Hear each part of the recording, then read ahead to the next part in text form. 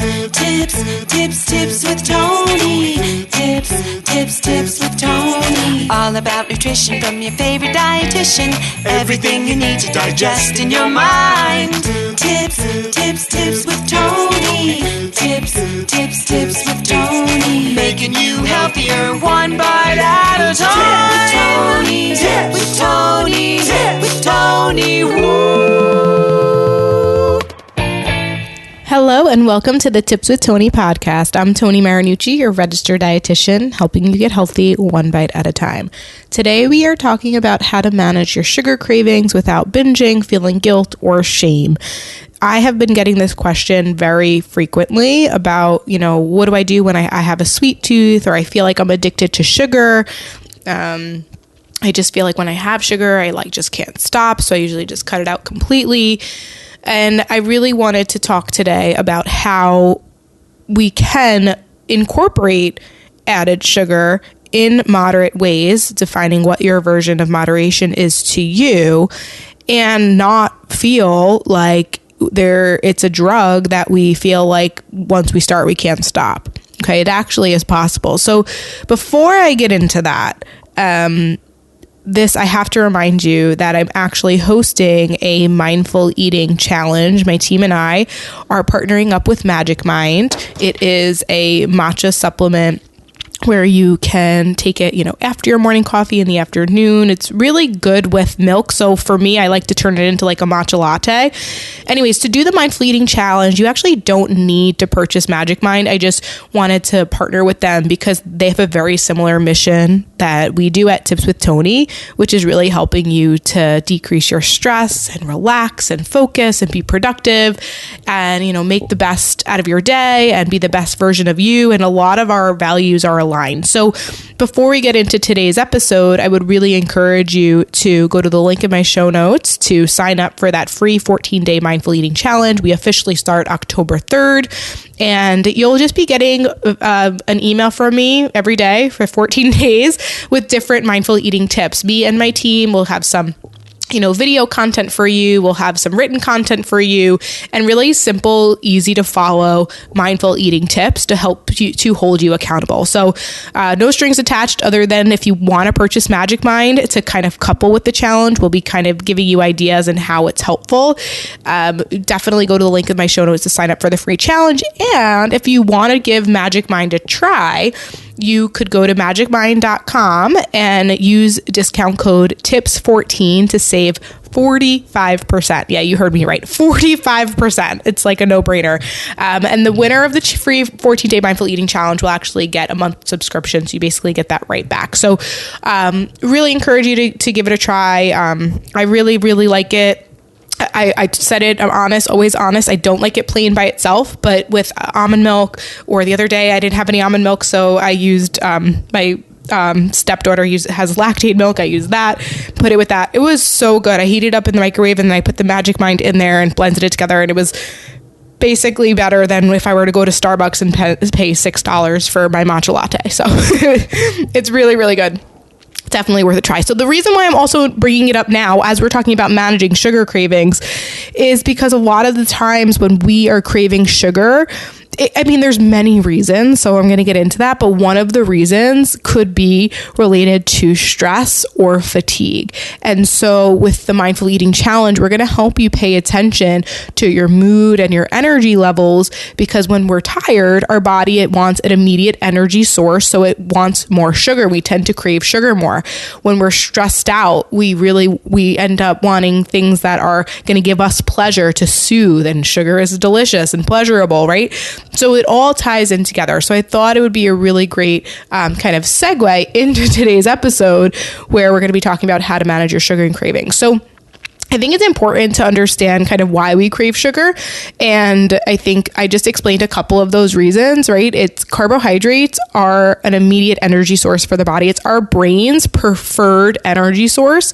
It's how it functions the best, right? So we need carbohydrates in order for our brain to function and to fuel our workouts and to, there's so many other reasons. Now, the type of thing when we talk about sugar is a carbohydrate broken down into like a very simple form, meaning it's like quickly and easily absorbed by the body and utilized for energy. So that is really truly like when you're in fight or flight, when you're when you're stressed out, or you got to run and you got to go from A to B, your body wants those simple sugars. It wants sugar to help you fuel you. So it's a protective mechanism. So our bodies are literally designed to keep us alive and to thrive and survive. So the sugar craving doesn't mean that there's anything wrong with you. Doesn't mean that, there's a problem. It literally just means your body is functioning as it should be. So it's all good, right? It's all great.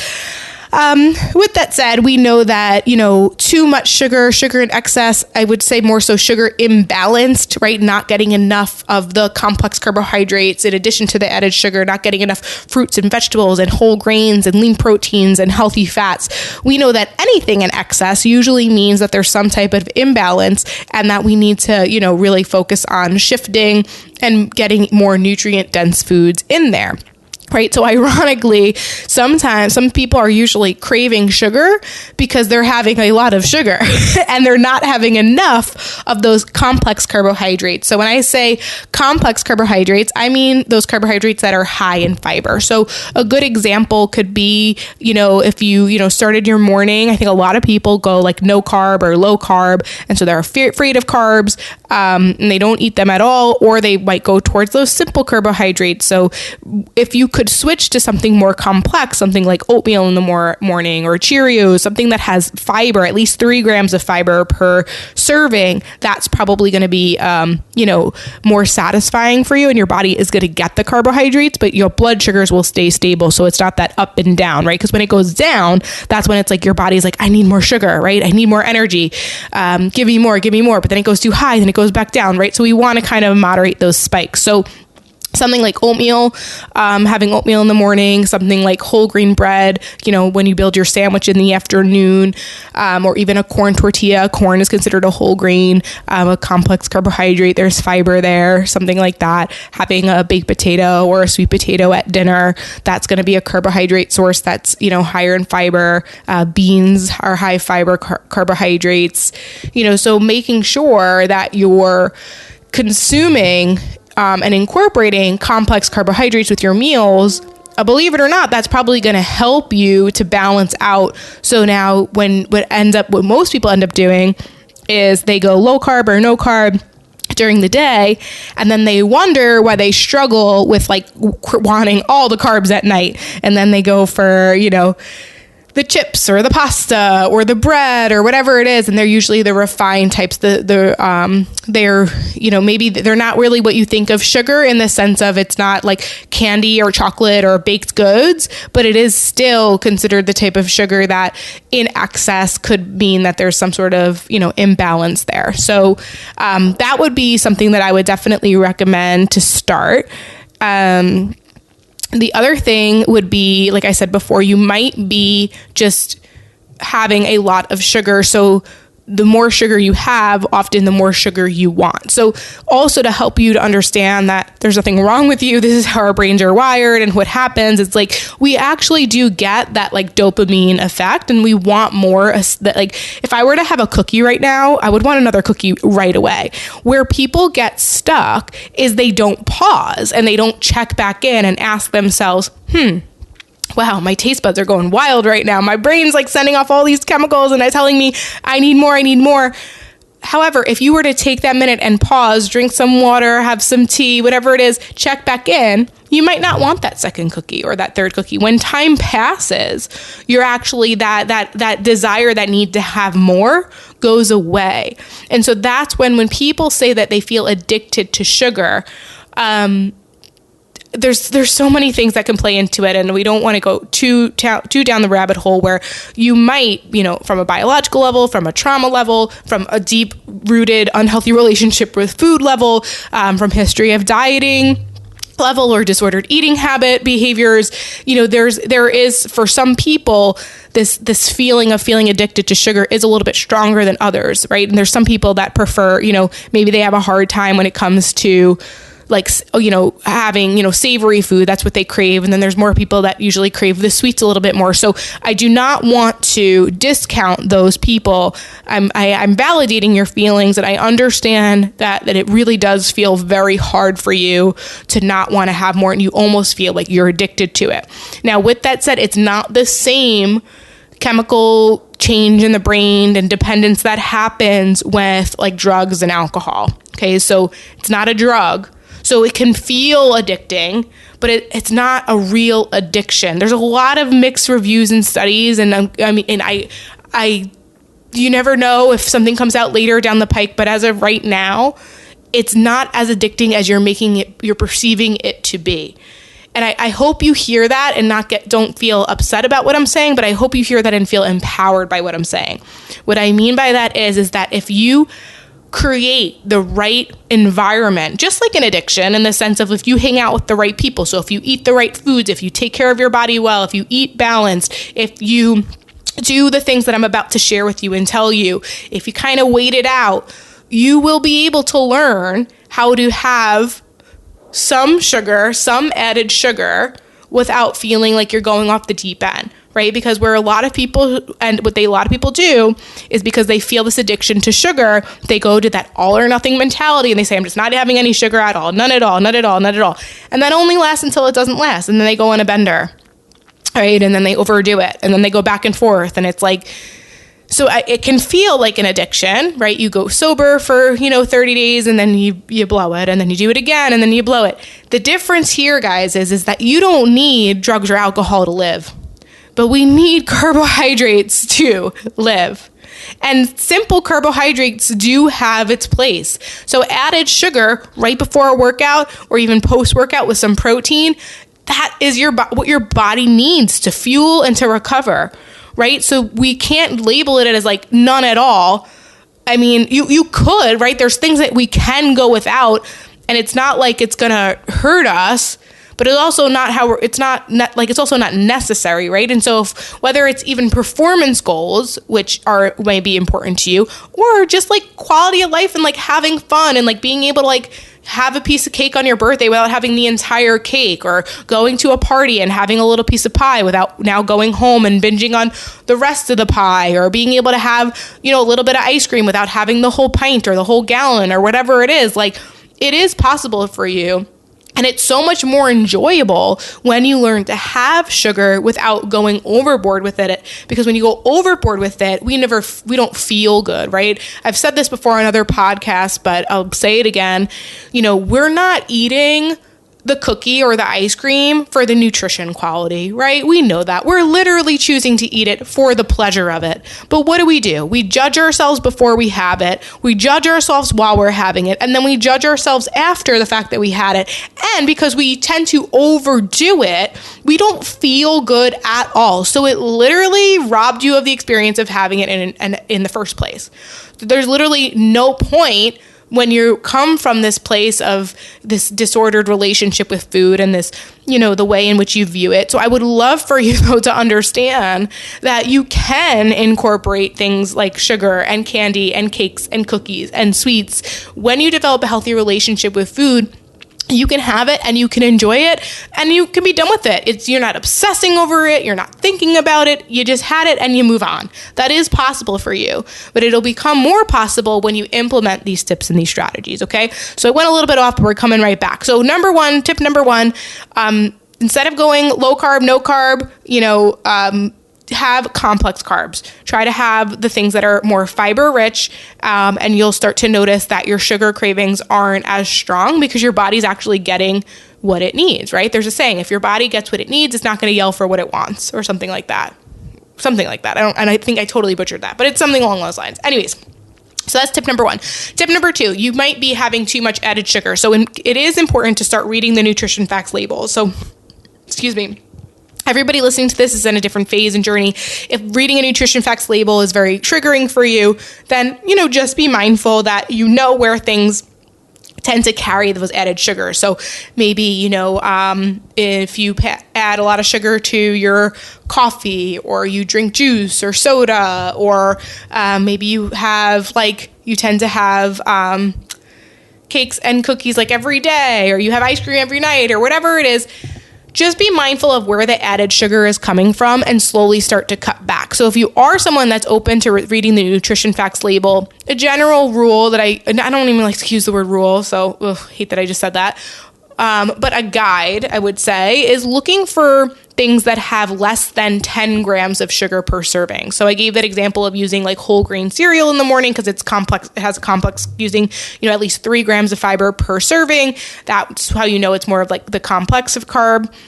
However, if the sugar is in the double digits and it's like 13 grams of sugar per half cup or 3/4 cup or even a full cup, probably a little bit higher on the sugar end. And so now your body and your taste buds are getting that. So it's going to want more of it. So try to look for things like your yogurts, your cereals. I'm trying to think, even like whatever, even some, I don't know. Oh, God, I'm not really great at thinking of examples like this. But just start reading labels and look for where it says added sugar. Now, something like a piece of fruit is going to naturally have sugar in it, right? So think about it. Right now, the new labels, at least in the United States, they have to put like the added sugar. So take a look at that and just be mindful of that. And one thing you could also do is even just, like I said, you don't necessarily need to read the nutrition facts label, but if you usually get, like, for example, a Starbucks or a Dunkin' drink that has like added sugar and usually get like a large or an extra large, then get a small or something like that. That can work too. Because as you have less sugar, your body will actually not want as much sugar. So if you put like 2 sugars in your coffee in the morning, maybe try 1 and see if that helps you out. Another tip is to make sure you're getting enough protein. Protein can really help with satiety, fullness, and cravings. So an example could be like Greek yogurt with your breakfast, chicken or tuna at your lunch, turkey or salmon with your dinner, tempeh, tofu, veggie burgers, depending on the veggie burger. Try to get at least 20 to 30 grams of protein at each meal, and you should start to notice that you have less sugar cravings as well. The other thing I would say, like kind of going back to trying to cut back on where that added sugar is coming from, I think there's a lot of really great, products out there, or even things that are naturally sweet. For example, like fruit, that you can try to have you can still have that sweetness, but have something that's more nutrient dense. So like chocolate covered strawberries, for example, or like they have these like frozen chocolate covered bananas. I think they have chocolate covered bananas, chocolate covered strawberries, chocolate covered pineapple, and they're frozen by Dole, the Dole brand, or you can make them yourself. You could do like peanut butter on a rice cake. You could look for like something like a Yasso bar. It's like a frozen yogurt bar. You can look for those nutrient dense, like lower sugar alternatives. Even having something like a protein bar or a protein shake, like they have like a little bit of a sweetness to them. And like sometimes, honestly, that's all you're really looking for. That's fine, right? But sometimes if you do that too much, or if like you're really craving like the real deal, then you're gonna feel like deprived. And that kind of goes back to like that all or nothing mentality. So once in a while, really allow yourself to have the real deal. Like don't have this idea that I can't have this, or I shouldn't have this, or this is bad, because that's where the guilt happens. That's where the shame happens. That's where the spiral to the binging happens, or to the extremes happen. And so learning how to, navigate making balanced choices, making nutrient dense choices, eating more fiber rich options, like most of the time looking for maybe that healthier alternative, or that more nutrient dense alternative, I should say. And then every once in a while, whatever that once in a while looks like for you, figure that out and allow yourself to have the real deal.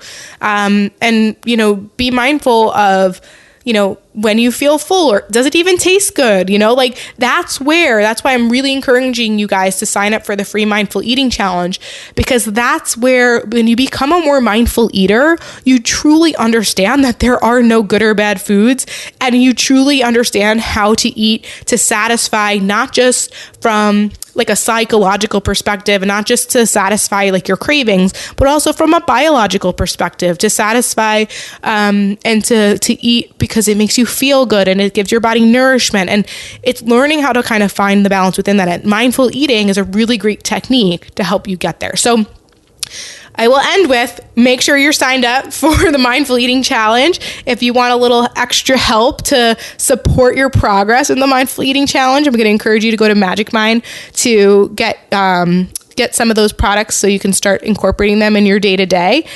And use discount code TIPS14 at checkout to save 45%. So, all right, that's it for me today. Thank you so much for listening. If you had not subscribed to the Tips 20 podcast, definitely hit that subscribe button. A new episode comes out every Tuesday and Thursday. And when you're subscribed, you don't miss a beat. If you found this helpful, please share it on your story. Tag me at tips_with_Tony with an I. Send it to a friend. And I hope that now you understand and know that it's totally okay to have a little bit of sugar in your diet and you don't feel guilt or shame for it. Give yourself full permission when you want to have it and learn to find the balance within it. And I promise that when you do that, you will no longer binge on it. You'll no longer feel upset or obsessive when you have it or when you don't have it. And life is good. All right, guys, thank you so much. As always, I'm Tony Marinucci, your registered dietitian, helping you get healthy one bite at a time.